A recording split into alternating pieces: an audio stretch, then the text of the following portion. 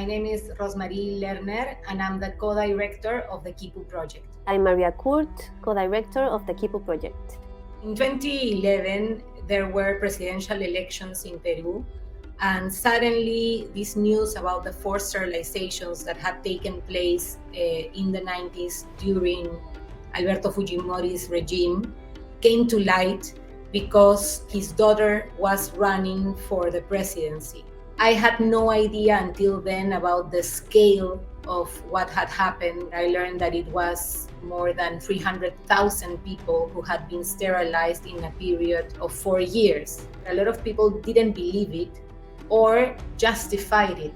I was moved by the story, and I told Maria that I would like to tell this story and I wanted to do it with her. It was so big and there were so many voices that it was interesting for us to explore, new media formats, and Maria had some experience with that. We wanted to hear all the voices, or as much voices as we could, to tell the story with them and not about them. There were indigenous women living in rural areas with no access, for example, to the web or the internet.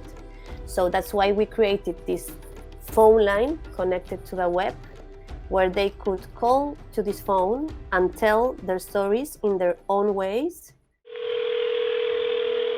Aló, yo vengo de Distrito Independiente. Pero ya le digo vuelta a mi nombre. Yo soy del Caserío Ñangalí. Aló, local, dale pampa con la manta.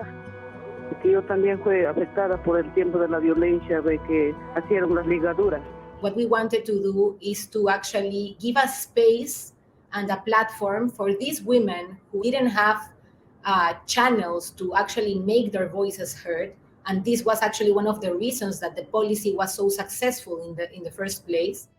Quipus are these ancient artifacts that were used to do accounting and to share stories. And basically they are made of these knotted threads where each thread and each knot contains certain amount of information. And be like the heart of the project, this idea of the Quipu as a participatory collective memory archive, but also as a way of organizing this whole data, because there were a lot to tell. Each thread of the Quipu was going to be a testimony or a response from the audience, and the different notes we used as different topics so that the users could have different options on how to navigate the archive.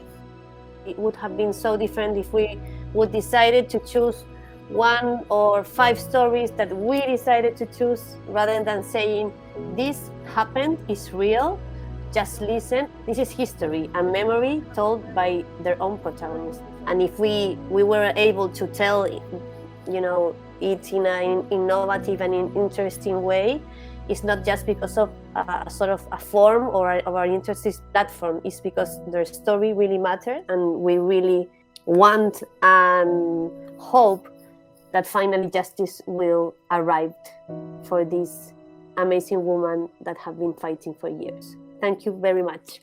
Winning a Peabody is actually such an amazing honor, and it's something that we had never even imagined possible, especially being part of this new chapter of Peabody where interactive projects and interactive work is also going to be recognized. I think it makes the honor even bigger for us.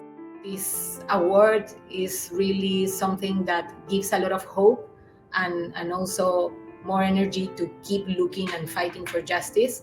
So we are so thankful and also so honored. So thank you so much.